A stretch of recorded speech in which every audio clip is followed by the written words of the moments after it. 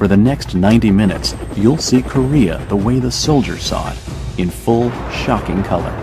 This is a true picture of the war, full of terror, chaos, blood, and courage. Much of it has never been seen by the general public until now. This is Korea, the first great confrontation of the Cold War.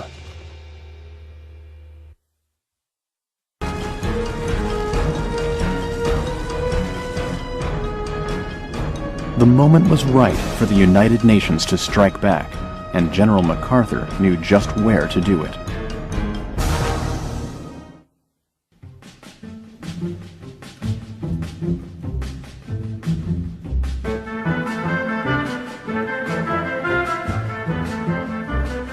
For weeks, General MacArthur had been eyeing the port at Incheon for a counterstrike.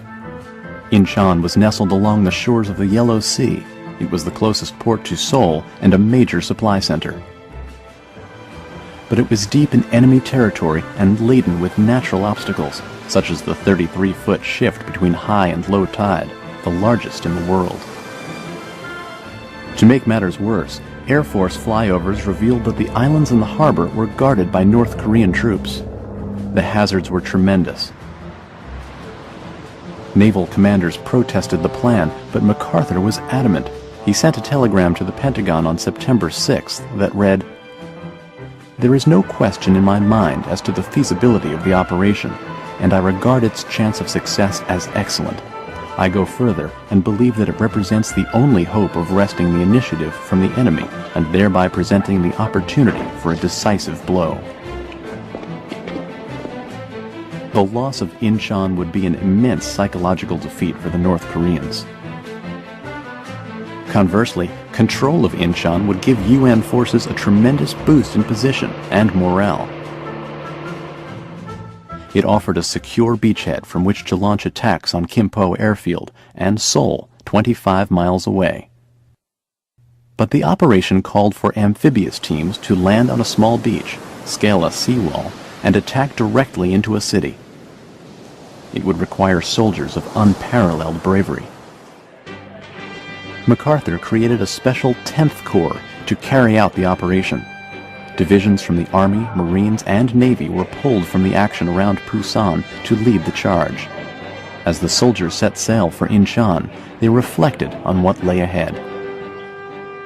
As soon as we pulled out of Pusan, we began to get the briefings on the tide situation in the Incheon harbor area. None of us ever had any experience operating under such tidal conditions before, let alone ever having been involved in an amphibious landing. As soon as the morning of September 15th approached, we realized that we had all the ingredients for disaster on our hands.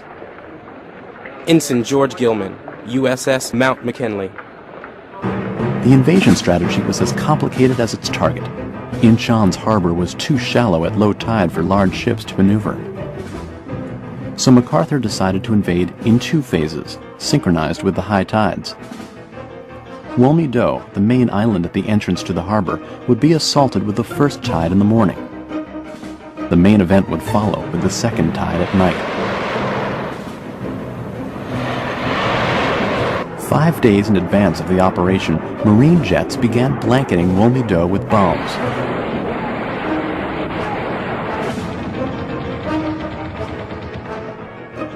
Two days before, surface ships joined in.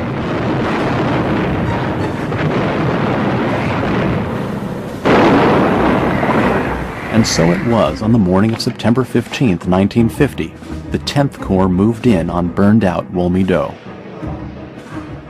The North Koreans had been caught off guard and gave up the island easily, suffering more than 300 casualties in the process. Only 20 American troops were injured. None were killed.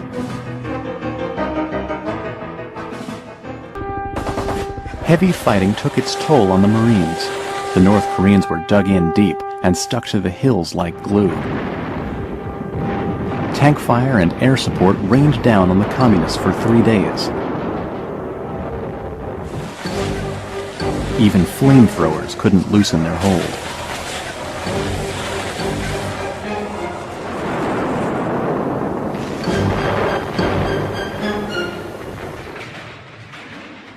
The battle came down to the last man, almost literally. On a crucial ridge known as Hill 66, Marines made a final push for control. The last men standing charged heroically with their bayonets and pried the communists from their foxholes. When the smoke cleared, just 33 of the company's 206 Marines stood to savor the victory.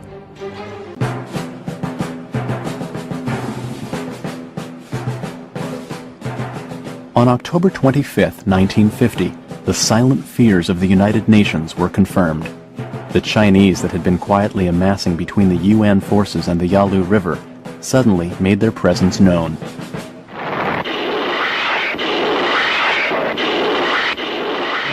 In the Central Mountains, thousands of American troops were ambushed and surrounded by a massive Chinese division.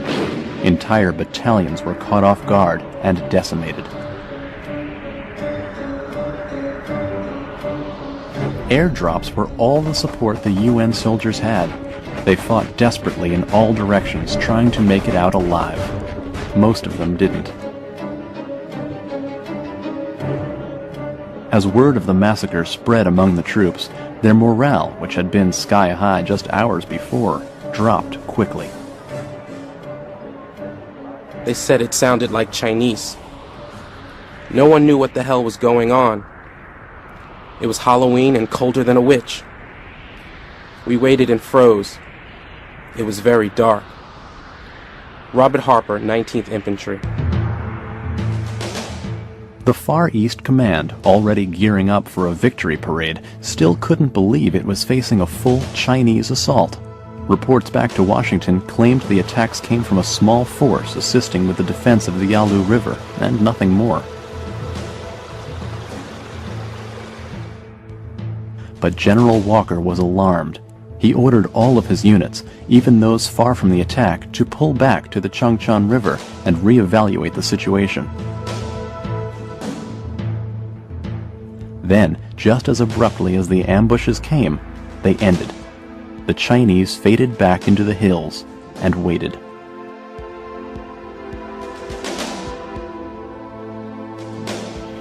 Throughout November, American surveillance planes tried to determine just how many Chinese were out there. Estimates counted between 50 and 70,000, a manageable number. But it turned out they missed another 250,000. The Chinese were incredibly adept at concealing themselves. They would keep still all day, camouflaged under helmets covered with brush. To planes flying overhead, heavily occupied areas often looked like empty landscape. Most of November passed quietly, and UN troops held out hope that they'd make it home for Christmas.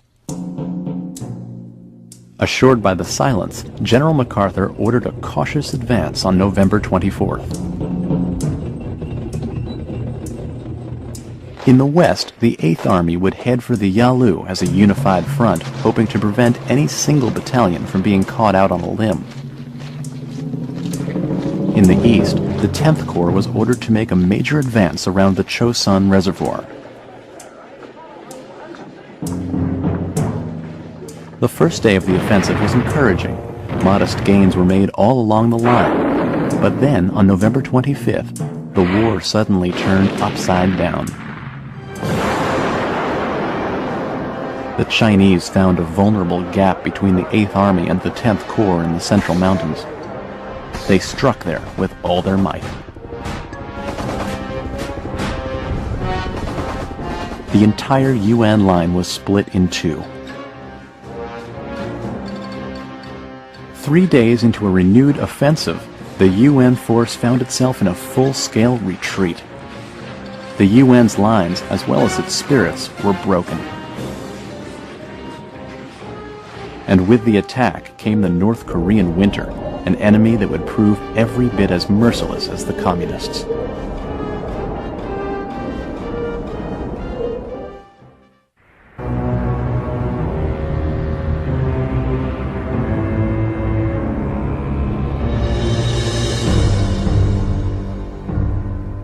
By late November of 1950, United Nations forces were fighting for their lives. The police action that was supposed to produce fast results and total victory had managed to lure opposition from the world's most populous adversary, China. As the front to its west was crumbling, the 10th Corps faced a mounting challenge along the Chosun Reservoir. The Chosun lay high in North Korean mountain country. By late November, the cold there was blistering. The temperature fell as low as 40 below zero, and 50-mile-an-hour winds made it feel even colder.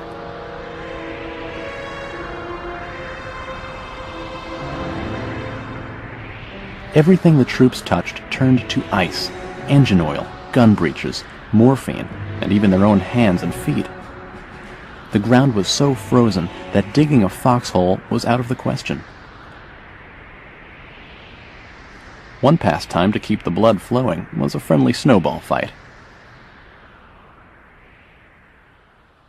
This was certainly not the ideal place to spend Thanksgiving, but the troops made the best of it. For Thanksgiving, we were all served turkey and all the things that go with it. You had to eat fast because everything was turning cold. The gravy and then the mashed potatoes froze first. Boy, you ate fast.